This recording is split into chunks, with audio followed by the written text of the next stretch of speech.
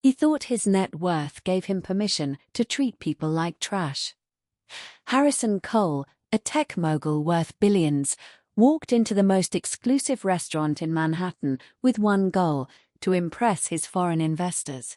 But when he decided to use a struggling waitress as the punchline of his joke, speaking in Mandarin to mock her right to her face, he made a fatal calculation.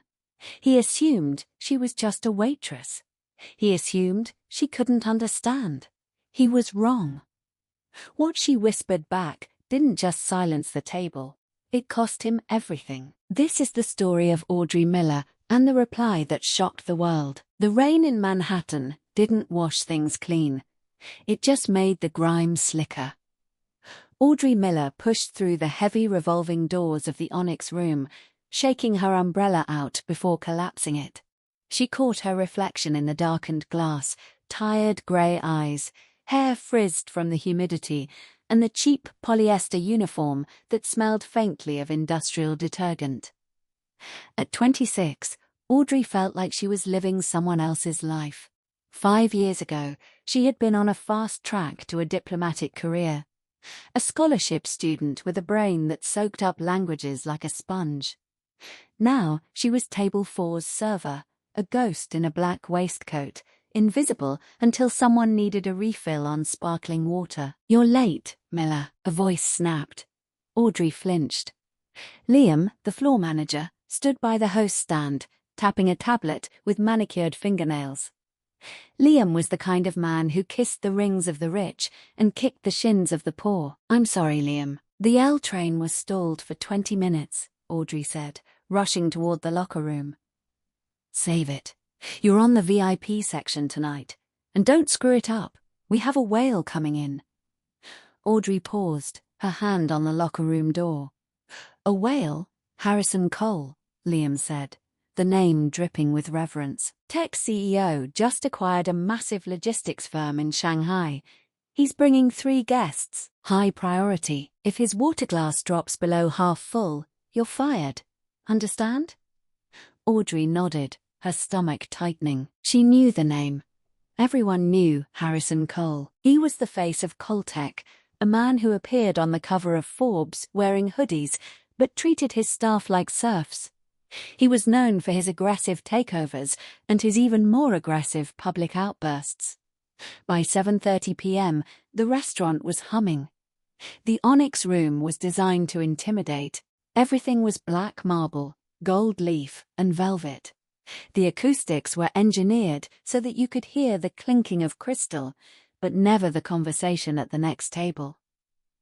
It was a place where a salad cost more than Audrey's weekly grocery budget. Audrey moved through the dining room with practiced efficiency. She had learned to turn off her brain to become a machine of service. Bread basket, butter, pour from the right, clear from the left. Then the atmosphere changed. The air in the room seemed to get sucked toward the entrance. Harrison Cole had arrived. He didn't walk. He strutted. He was younger than he looked in photos, maybe early 30s, with a jawline that could cut glass and eyes that looked like they were constantly scanning for weaknesses. He was flanked by 3 men. 2 were older, distinguished Chinese gentlemen in impeccable suits, Mr. Zhang and Mr. Wei, presumably the investors. The third was a younger American sycophant, holding Cole's coat like a servant.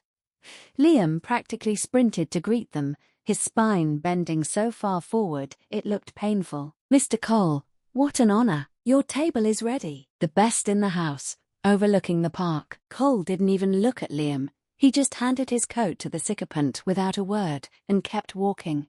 He was on his phone barking orders. "I don't care what the regulatory board says. Crush them. Buy the debt if you have to. I want that warehouse operational by Monday." He hung up and shoved the phone into his pocket, finally acknowledging the 2 Chinese men with him. "Gentlemen," Cole said, his voice booming, slightly too loud for the hushed room. "Welcome to the best food in New York. Tonight we celebrate."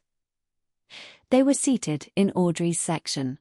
She took a deep breath, smoothing her apron. "Just do the job," she told herself. Get the tip. Pay the rent.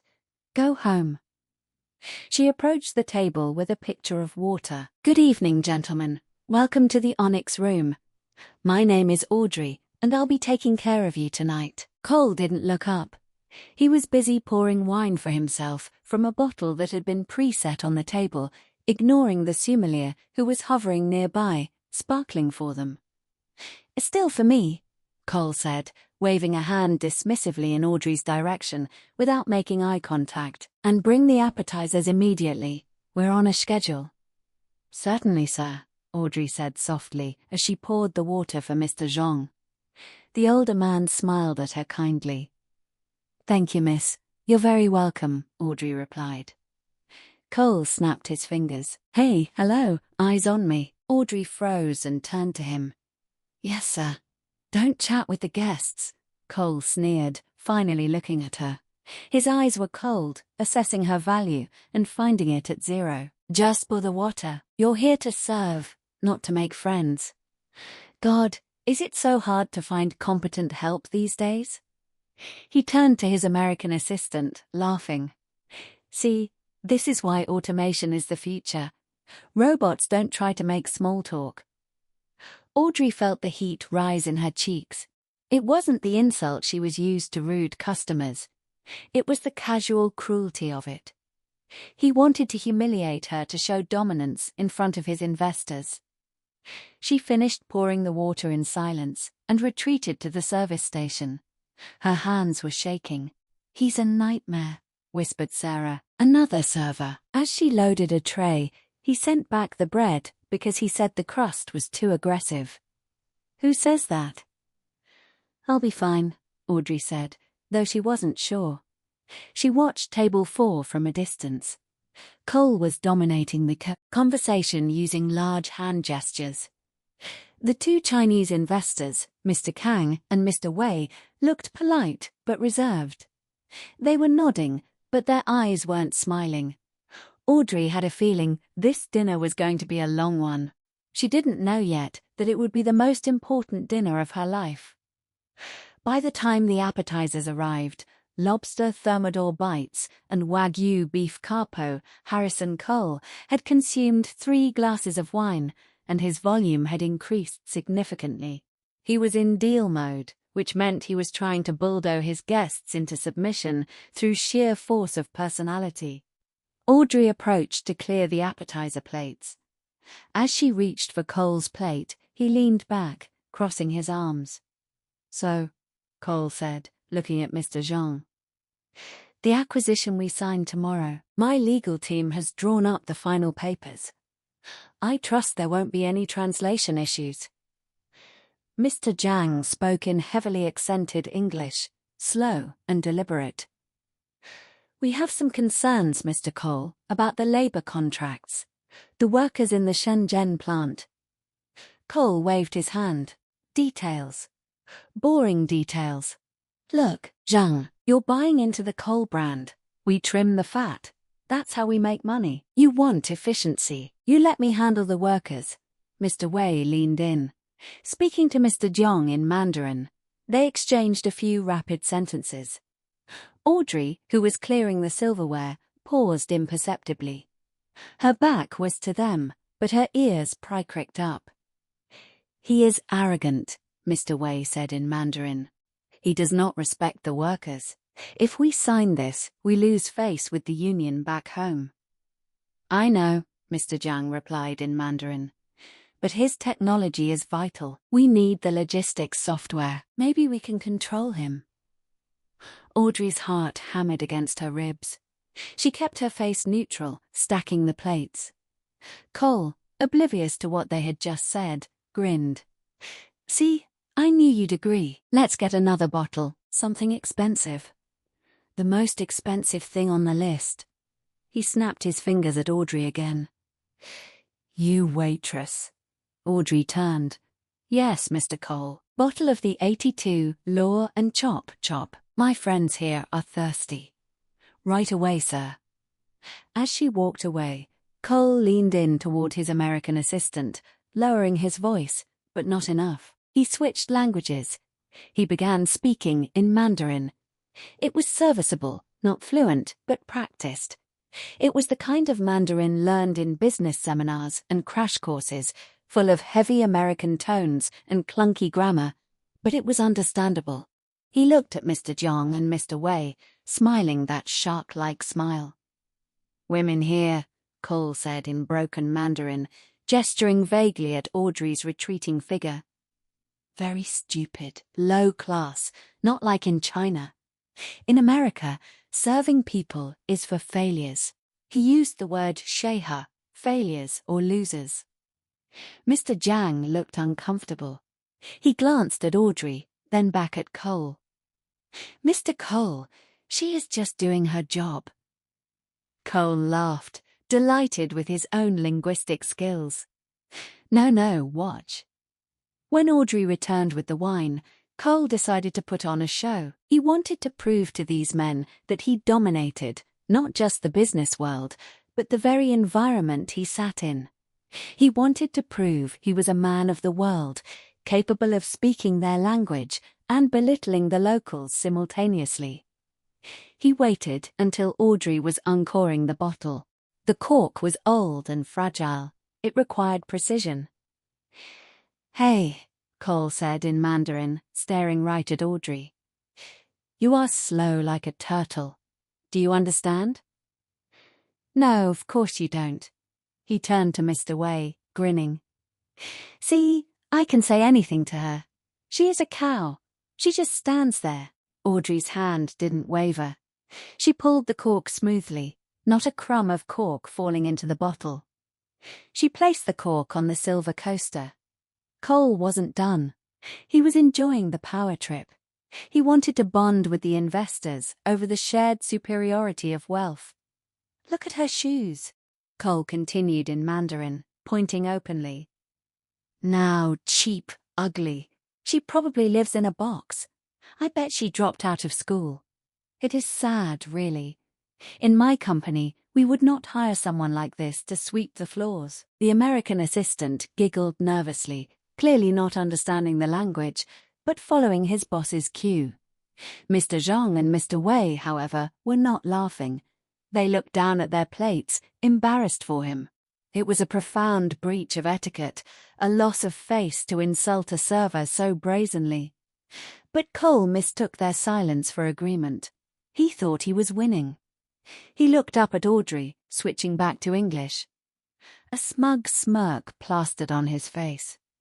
"Does the wine breathe? Or do I have to teach you that too?" "It should breathe for a moment." "Sir," Audrey said. Her voice was steady, but inside a fire was starting to burn. It wasn't the insults to her poverty that stung. It was the arrogance. The assumption that because she wore an apron, she was an empty vessel. The assumption that he could speak about her right in front of her, and she was too stupid to know. She poured a taste for him. Cole swirled it violently, took a sip, and grimaced theatrically. "It's fine. Pour." As Audrey moved around the table, pouring for the guests, Cole kept up the commentary in Mandarin. "I bet she is thinking about her boyfriend." Cole mocked in Mandarin. "Probably a truck driver. Or maybe she is, alone." "Yes. Look at her face." No man wants a woman who smells like kitchen grease. He was pushing it. He was drunk on expensive wine and his own ego. He thought he was untouchable. Mr. Zhang finally spoke up in English. "Mr. Cole, perhaps we discuss business now." "Relax, Zhang." Cole laughed. "We're having fun. I'm just showing you the local culture, the divide between the lions and the sheep." Audrey finished pouring the last glass. She set the bottle down on the table with a soft clink. She stood there for a moment. She should walk away. Liam, the manager, was watching from the door, his eyes warning her to keep the customer happy. The rent was due in 3 days. Her student loans were suffocating her. One complaint from Harrison Cole could end her job at the Onyx Room, and with it, her ability to survive in the city. But there is a limit. Every person has a line in the sand, and Harrison Cole had just danced over hers. It wasn't just about her. It was about the dignity of everyone he had ever stepped on to get to the top. It was about the workers in Shenzhen he planned to exploit. Audrey looked at Harrison Cole. She looked him right in the eyes. The table went quiet, sensing the shift in her demeanor. She wasn't shrinking away. She was standing tall. She took a breath, and then she opened her mouth. The restaurant was loud, clattering silverware, laughter, the hum of conversation. But at table 4, the silence was absolute. Audrey stood with her hands clasped in front of her apron. She looked at Harrison Cole, whose smug grin was faltering slightly, confused by her sustained eye contact. He expected her to scurry away. Instead, Audrey spoke. "Mr. Cole," she began, her voice soft but carrying a crystalline clarity. She wasn't speaking English. She was speaking Mandarin, and not the clunky, tone-deaf Mandarin Cole had been butchering for the last hour. Her Mandarin was Beijing dialect perfect. The tones precise, the cadence elegant and refined. "Your tones on the third syllable are incorrect," she said calmly in Mandarin. "When you called me a failure, you actually used the word for hatchable. And while I may be a waitress, I am certainly not a bok choy." The color drained from Harrison Cole's face so fast it looked like a physical blow. His mouth opened, but no sound came out. Mr. Jiang and Mr. Wei sat up straight, their eyes widening in genuine shock. The American assistant dropped his fork. It clattered loudly against the china. Audrey wasn't finished. She turned her gaze to Mr. Zhang, bowing her head slightly in a gesture of deep respect, shifting her body language from servant to equal. "Mr. Zhang, Mr. Wei," she continued in fluent Mandarin, "I apologize deeply for the disrespect you have been shown at this table tonight. It is not the custom of this establishment, nor the custom of this city, to insult guests in a language one assumes they cannot understand. It brings shame to the host." Mr. Jiang looked at her stunned. You speak? "I lived in Chengdu for 3 years on a Fulbright scholarship," Audrey replied, still in Mandarin. "I studied international trade and diplomacy before my father fell ill, requiring me to return to New York to pay for his medical bills. That is why I serve tables, not because I am stupid, as Mr. Cole suggested, but because I am loyal to my family." She turned back to Cole. He was gripping the table edge, his knuckles white. The arrogance had evaporated, replaced by a panicked fury. He looked like a man who had walked into a room expecting a knife fight, only to realize he was holding a spoon, while his opponent held a machine gun. "Also," Audrey added, her voice dropping an octave, becoming serious, "Mr. Cole mentioned earlier that he plans to trim the fat and ignore the labor union concerns in Shenzhen. He believes he can manipulate you into signing the deal tomorrow, then fire the workforce on Monday. He said this while looking you in the eye, believing you would be too polite to challenge him if he smiled while saying it." The atmosphere at the table shifted instantly from awkwardness to hostility. Mr. Wei's face hardened into a mask of stone. He looked at Cole with cold, piercing eyes. "You said this?" Mr. Wei asked Cole in English, his voice like ice. Cole stammered. "No, I mean, she's lying. She's just a waitress. She doesn't know what she's talking about. She's crazy." Audrey picked up the empty wine bottle. She didn't look angry. She looked serene. It was the calm of someone who has nothing left to lose. "The 82 law needs another 10 minutes to fully open up," Audrey said, in perfect English, reverting to her role. "I will bring the main course shortly. Enjoy your evening, gentlemen." She turned and walked away. Her heart was pounding so hard she thought it might break a rib, but she didn't look back. She walked straight to the service station, set the bottle down, and leaned against the counter, her legs turning to jelly. She had just nuked her job. She knew it.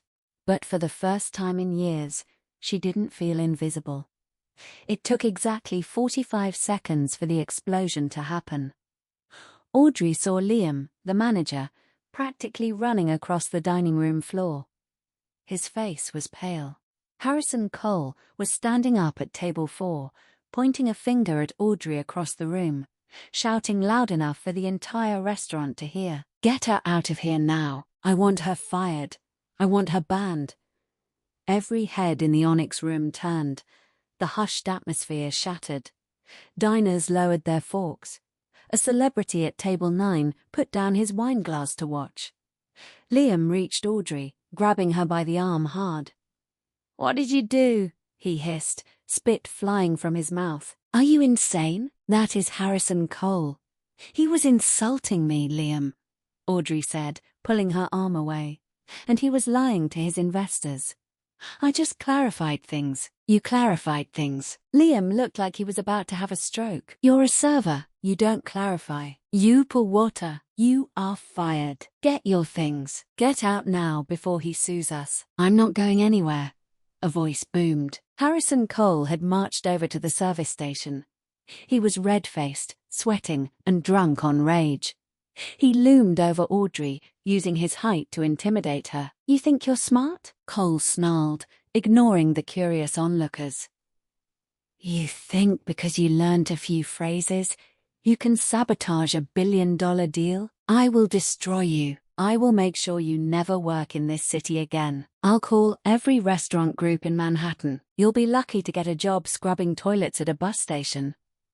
Audrey stood her ground, though she was trembling. "Mr. Cole, you sabotaged the deal yourself when you decided to mock the people giving you money." "Shut up," Cole screamed. He raised a hand, not to hit her, but to gesture violently, and in doing so, he knocked a tray of glasses off the station. They shattered on the floor with a deafening crash. The restaurant went dead silent. Liam Cole yelled at the manager, "If she isn't out the back door in 10 seconds, I'm buying this building and evicting you. Do you hear me?" Liam turned on Audrey, panic in his eyes. "Audrey, go. Please, just go." Audrey untied her apron. She felt tears pricking her eyes, not from fear, but from the sheer injustice of it. This man had everything: money, power, influence, and he was using it all to crush her just because she had dared to defend her dignity. She dropped the apron on the floor next to the broken glass. "Fine, I'm leaving." "Not yet," another voice said. Mr. Zhang had walked over. He moved slowly with the weight of authority that Cole desperately tried to fake but clearly lacked. Mr. Wei was right behind him. Mr. Zhang stepped between Cole and Audrey.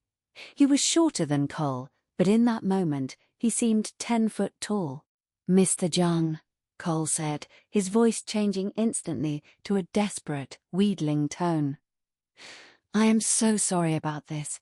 The staff here is incompetent, disrespectful. I will handle this. We can go to another place. Le Bernardin, I can get us a table." Mr. Zhang ignored him. He turned to Audrey.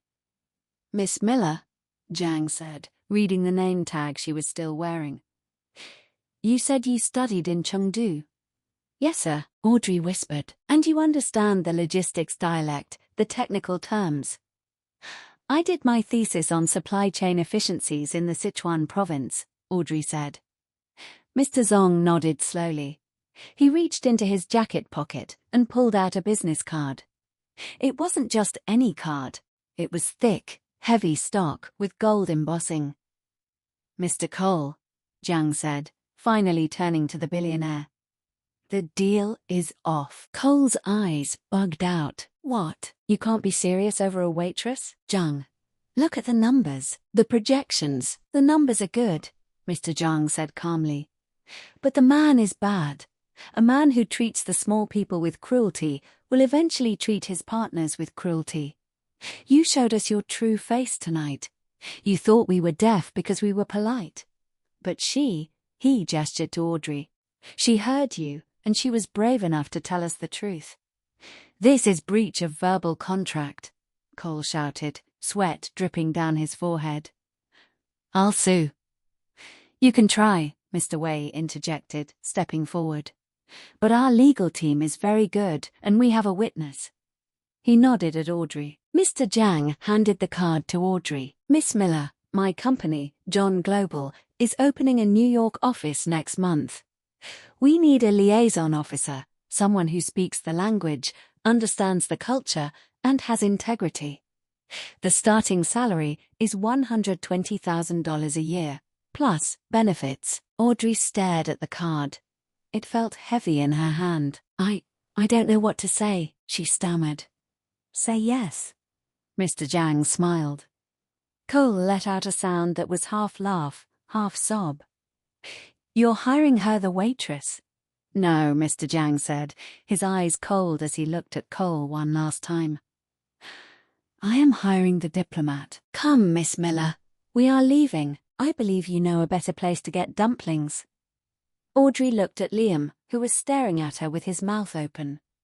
She looked at Cole, who was defeated, deflated, and looking very small in his expensive suit. She smiled. "Yes, Mr. Jiang, I know a place. It's not fancy, but the food is honest."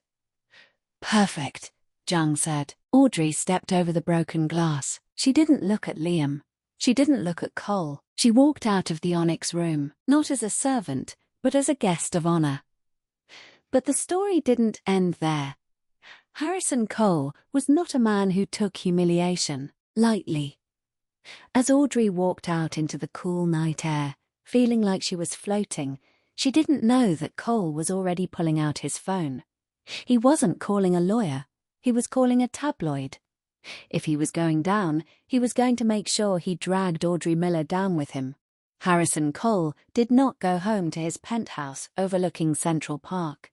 Instead, he sat in the back of his armored SUV, the blue light of his smartphone illuminating a face twisted by vindictive focus. He wasn't scrolling through social media. He was scrolling through his contacts, looking for a specific kind of person, a cleaner. Not the kind who scrubbed floors, but the kind who scrubbed reputations, usually by dirtying someone else's.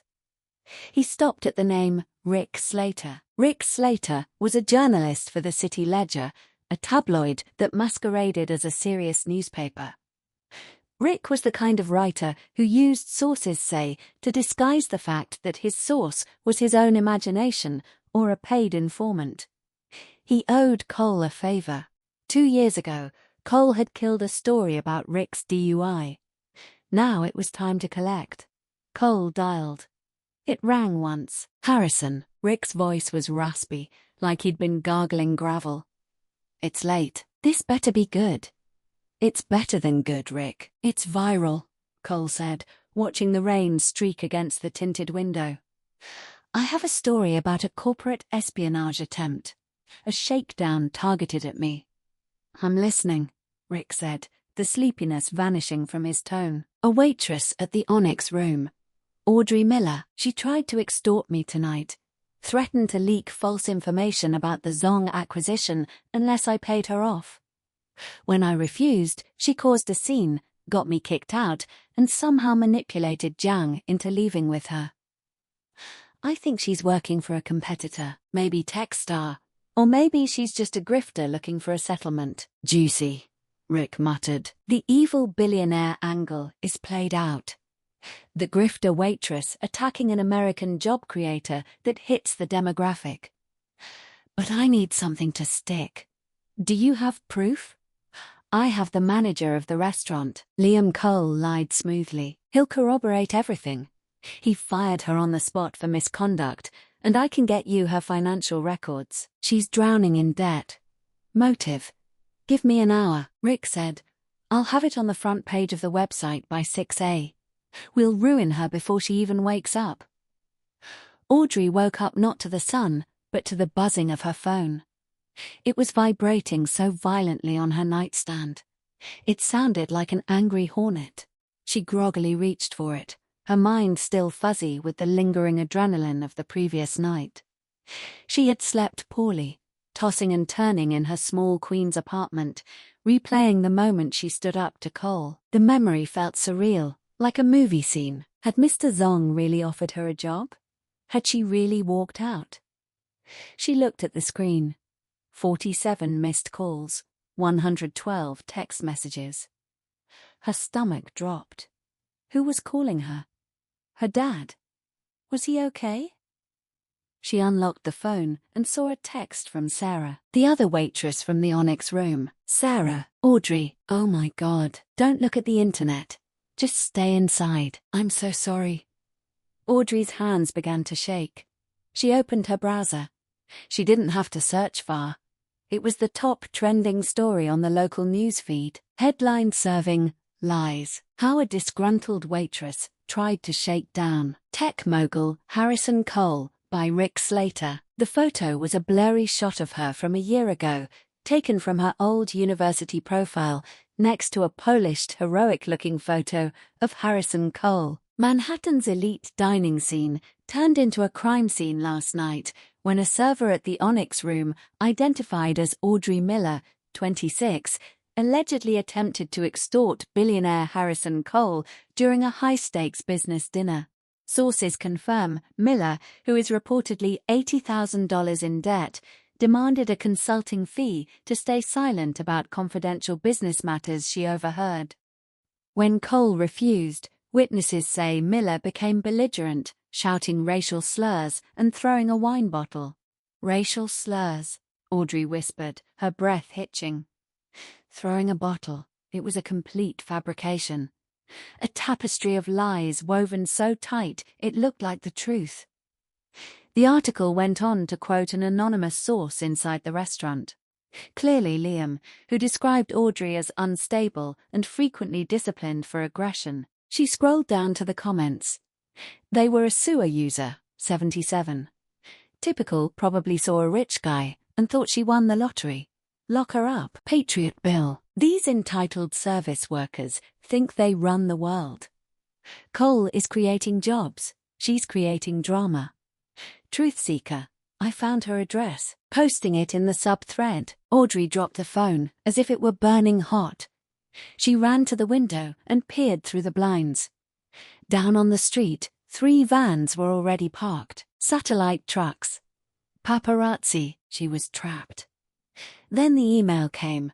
It popped up on her laptop screen, which was open on the coffee table, from HRDP, John Global. ES subject regarding your employment offer. Dear Miss Miller, in light of recent allegations surfaced in the City Ledger regarding your conduct and potential involvement in corporate espionage, we are forced to resend the preliminary offer of employment extended to you last night, pending a full internal review. Gene Global values integrity above all. We cannot be associated with such volatility. We wish you the best. Audrey stared at the screen. The tears didn't come. She was past tears. She felt a cold, hollow numbness spreading through her chest. Harrison Cole hadn't just fired her. He had nuked her future. He had taken the one good thing that had happened to her and turned it into a weapon. She sank onto her couch, pulling her knees to her chest. She was alone. She had no money for a lawyer. She had no PR team. She was just a waitress who spoke Mandarin, up against a man who owned the internet. It was over. For 2 days, Audrey didn't leave her apartment. She lived on instant noodles and tap water, keeping the curtains drawn. The knocking on her door was constant. Reporters, curious neighbors, maybe even process servers. She didn't answer. She watched her life dismantle itself in real time on the television. Harrison Cole gave an interview on a major financial news network. He looked solemn, almost sympathetic. It's a tragedy. Really, Cole told the anchor, shaking his head. I try to help people. I tip well, but this young woman, she clearly needs help. I'm not pressing charges because I don't want to ruin her life more than she already has. I just want to focus on my work. You're a saint, Harrison, the anchor gushed. Audrey threw a pillow at the TV. Liar, she screamed, her voice cracking from disuse. You are a liar. But who could hear her? On the 3rd morning, the knocking stopped. The silence was louder than the noise. Audrey walked into her kitchen, feeling like a ghost in her own home. She looked at the stack of unpaid bills on the counter. Her father's medication was running low. She had to do something. But what? Her phone buzzed again. She ignored it. It buzzed again and again. Finally, she picked it up, intending to turn it off completely, but she saw the caller ID. It wasn't a block number. It wasn't a reporter. It was Sarah, Audrey answered, her voice a whisper. Sarah. Audrey, listen to me, Sarah hissed. She sounded like she was hiding in a closet. I don't have much time. Liam is watching us like a hawk. He made us sign NDAs yesterday, backdated, once buying our silence. It doesn't matter, Sarah. Everyone believes him. Not everyone, Sarah said. Listen, there was someone else at the restaurant that night. Table 5, the couple in the corner, the guy with the messy hair and the hoodie. Audrey racked her brain. The night was a blur. I think so. Why? That was Toby Vance. Audrey frowned. Who is Toby Vance? Are you serious? He's a streamer, a tech reviewer. He has like 10 million subscribers on YouTube. He reviews noise-cancelling headphones and stuff. He was testing a new microphone setup that night, a directional mic. Audrey's heart stopped, then restarted at double speed. A directional mic? Yes. He was recording audio for his review to show how well the background noise cancellation worked. He was sitting right next to Cole's table. If his mic was on, he heard everything. Audrey finished, her grip on the phone tightening. I tried to message him, Sarah said, but he gets thousands of DMs a day. You need to get to him, Audrey. You need to find him before Cole figures it out. Where is he? He's hosting a fan meetup today at the Tech Expo in the Javits Center. It starts in 2 hours. Audrey looked at her reflection in the hallway mirror. She looked like a wreck. Dark circles, messy hair, sweatpants. I can't go outside, Sarah. The press is camped on my stoop. Then use the fire escape, Sarah said. Audrey, this is your only shot. Run. Audrey hung up. She felt a spark ignite in her chest. It was small, but it was hot.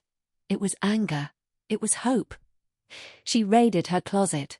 She put on a baseball cap, dark sunglasses, and a bulky winter coat that belonged to her dad. She packed her laptop and her documents into a backpack. She climbed out the back window, down the rusted iron fire escape, and dropped into the alleyway. She could hear the murmur of the reporters out front, oblivious. She took a deep breath of the grim alley air. It smelled like garbage and rain, but to Audrey, it smelled like freedom. She started to run. Getting into the Javits Center was easy. The crowd was massive. Getting to Toby Vance was impossible. The Tech Expo was a sea of neon lights, booming bass, and thousands of tech enthusiasts. Toby Vance was on the main stage, surrounded by security, doing a live Q&A about the latest graphics cards. Audrey stood in the back, crushed between two guys dressed as video game characters. She looked at the stage. Toby was young, energetic, and completely unreachable. Even if she screamed, he wouldn't hear her. She needed a different approach. She needed to be smart. She remembered her training. Diplomacy is about finding the leverage. She pulled out her phone. She didn't have his number, but she had Twitter. She created a new account handle at the waitress. Who knows? She typed one tweet at Toby Vance. I was the waitress at table 4. You were at table 5, testing the Sennheiser 4 Malawian kwachas. Check your raw audio files from Tuesday night, around 8:15 p.m. You have the truth about Harrison Cole, please. Number. Audrey Miller, number. The Onyx Room. She hit send. Then she waited. 1 minute. Nothing. 5 minutes. Nothing. 10 minutes. The tweet had 0 likes. It was buried in the avalanche of fan tweets. Audrey felt the despair creeping back. It was a stupid plan, a desperate Hail Mary. Then she saw movement on stage. Toby. Vance paused. He looked at his phone, which was mounted on a tripod for his live stream. His eyes widened. He scrolled up. He tapped something. He leaned into his microphone. Guys, can we cut the feed for a second? Tech difficulty. The giant screens behind him went black. The crowd groaned. Toby looked out into the audience, shielding his eyes against the spotlight. Is there an Audrey Miller in the house? The crowd went silent. The name was famous now. Infamous. Audrey's heart hammered. She raised her hand, then lowered it, terrified. What if this was a trap? What if he humiliated her too?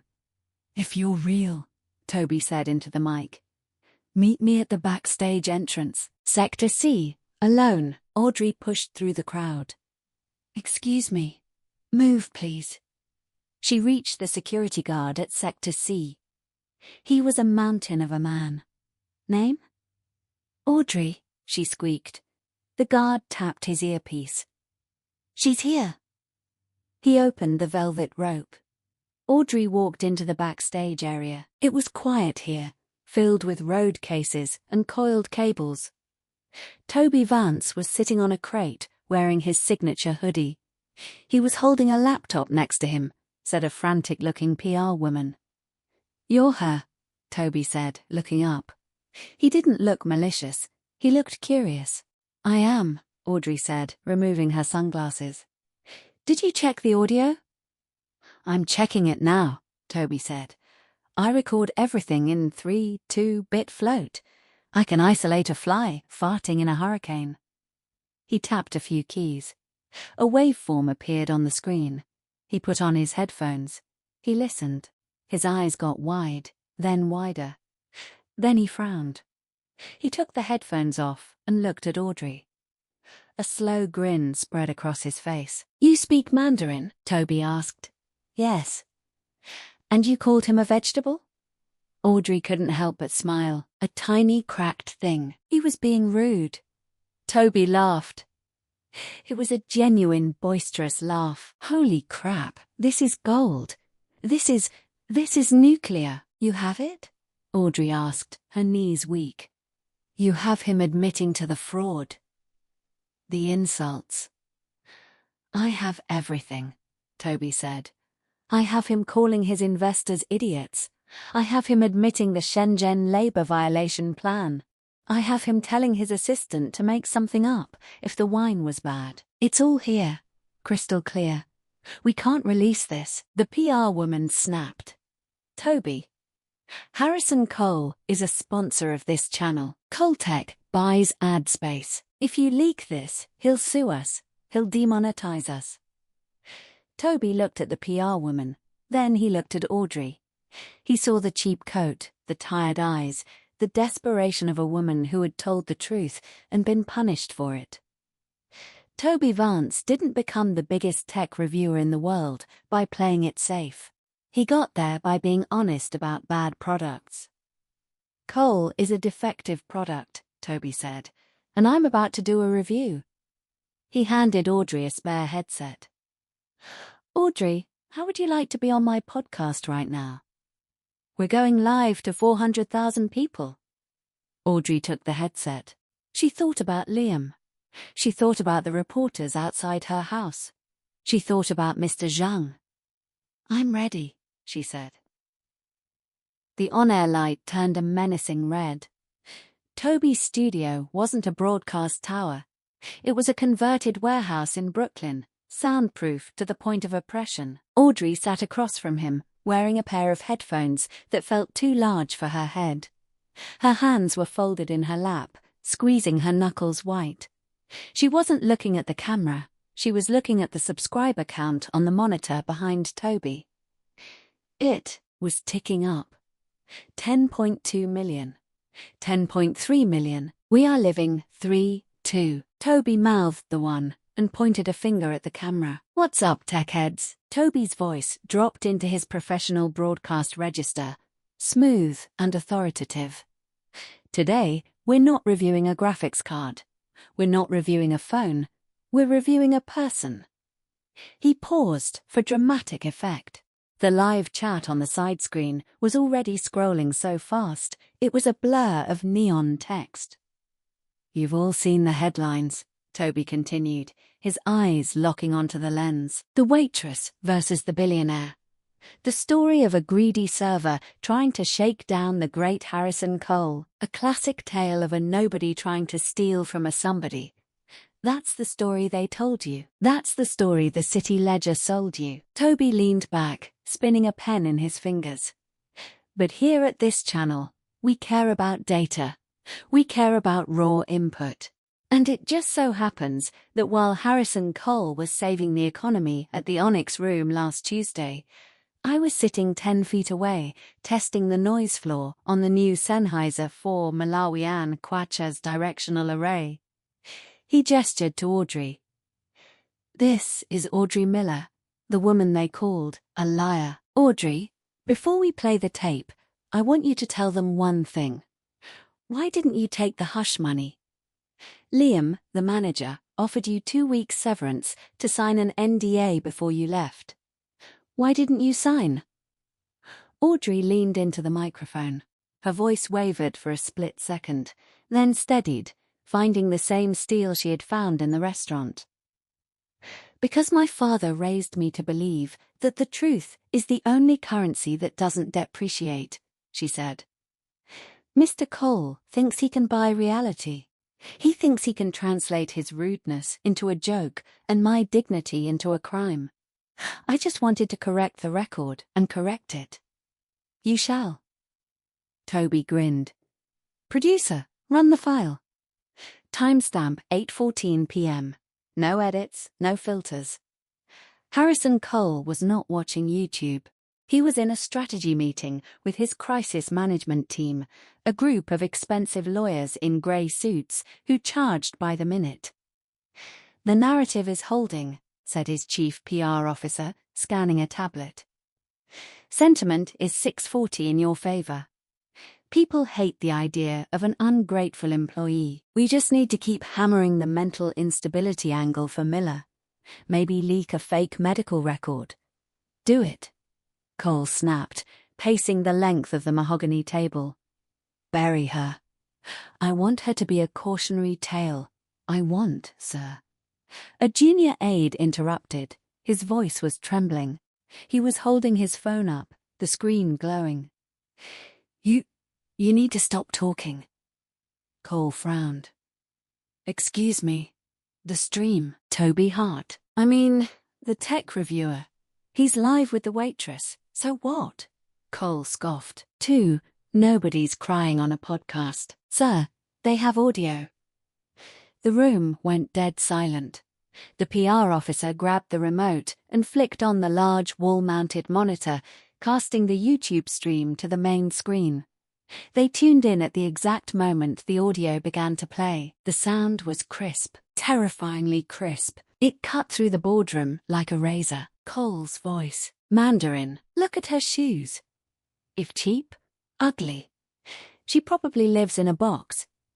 In my company, we would not hire someone like this to sweep the floors." Cole froze her. His face, usually a mask of tan confidence, went the color of old ash. Audrey's voice. English.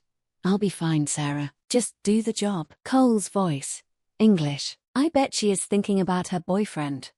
Probably a truck driver. No man wants a woman who smells like kitchen grease." Then came the moment that made the lawyers soes. Cole's voice. Mandarin. "The investors, stupid old men. They nod like bobbleheads. We trim the fat. Fire the workers in Shenzhen on Monday, and they won't know until the ink is dry. Easy money." In the boardroom, the chief legal counsel slowly closed his laptop. He didn't look at Cole. He looked at the exit. "That's the ball game," the lawyer whispered. "It's fake." Cole screamed, lunging at the screen. "It's AI.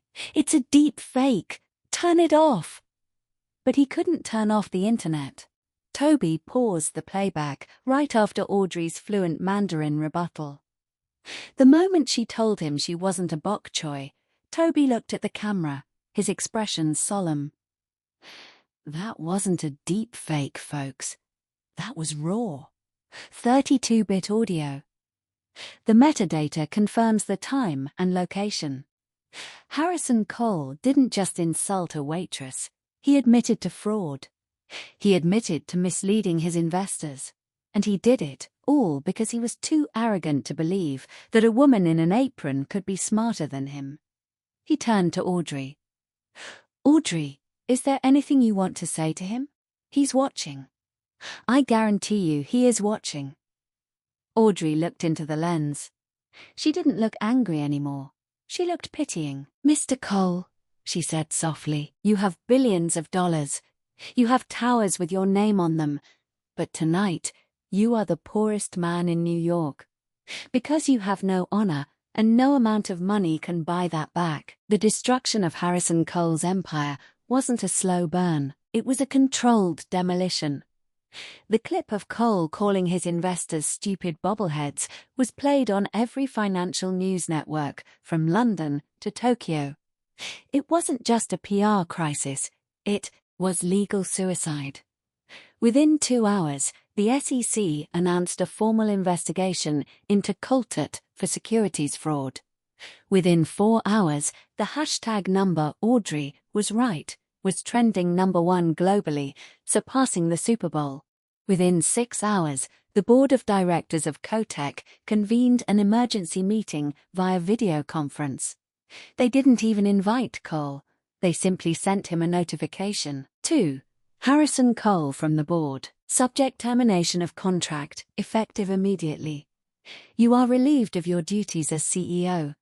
Your access to the building has been revoked. Security will forward your personal effects. Cole sat in his office, the lights of the city glittering below him. He was alone. His phone had stopped ringing because everyone who mattered had already blocked his number. He poured himself a glass of whiskey, his hand shaking. He looked at the empty chair across from him and imagined Audrey Miller sitting there, correcting his tones. He threw the glass against the wall. It shattered into 1,000 diamonds. The storm had passed, leaving the air clean and crisp. Audrey sat on a park bench in Bryant Park, watching the pigeons fight over a bagel crust. She wore a new coat, not expensive, but warm, and bought with her own money. A GoFundMe page, set up by Toby's fans, had raised $50,000 for her in a single night. She had donated half of it to a charity for service workers and used the rest to pay off her father's medical bills. She was debt-free, but she was also unemployed. Mind if I sit? Audrey looked up. It was Mr. Jiang. He didn't have his entourage today. No, Mr. Wei, no bodyguards, just an older man in a cashmere coat holding 2 paper cups of coffee. Audrey stood up quickly.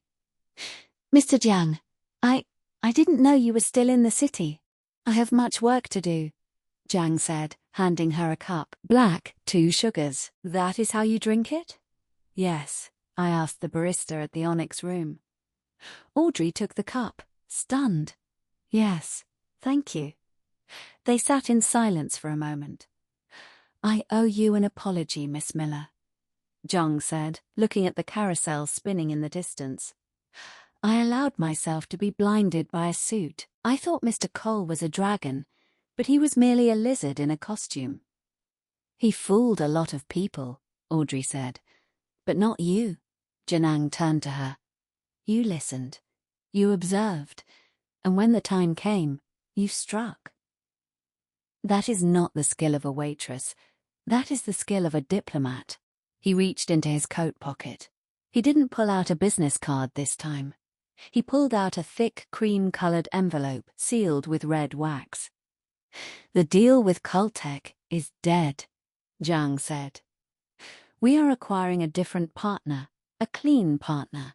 But Jiang Global still needs a face in New York. We need a director of international relations. Audrey stared at the envelope. Director, Mr. Zhang, I have a bachelor's degree and 5 years of experience carrying trays. And you have the one qualification that cannot be taught in business school. Zhang said firmly. You have a spine. You stood up to a giant to protect the honor of strangers. That is the character I want representing my family. He placed the envelope in her hands. The contract is inside. The salary is substantial. It includes a car, an expense account for dining at restaurants where the staff is treated well and full autonomy to build your own team. Audrey ran her thumb over the wax seal. She thought about the years of being invisible, the years of studying late at night, dreaming of a life where her mind mattered more than her ability to balance plates. I don't know what to say, she whispered. Say Kaisha. Zhang smiled. It means start. Audrey looked at him, tears pricking her eyes. She smiled, a genuine, radiant smile that felt like the sun breaking through the clouds. Geisha, she said, her tones perfect. Harrison Cole was last seen in a blurry paparazzi photo, boarding a commercial flight to a non-extradition country, wearing a hat pulled low over his eyes. He had lost his company, his reputation, and his billions. Audrey Miller, however, was just getting started.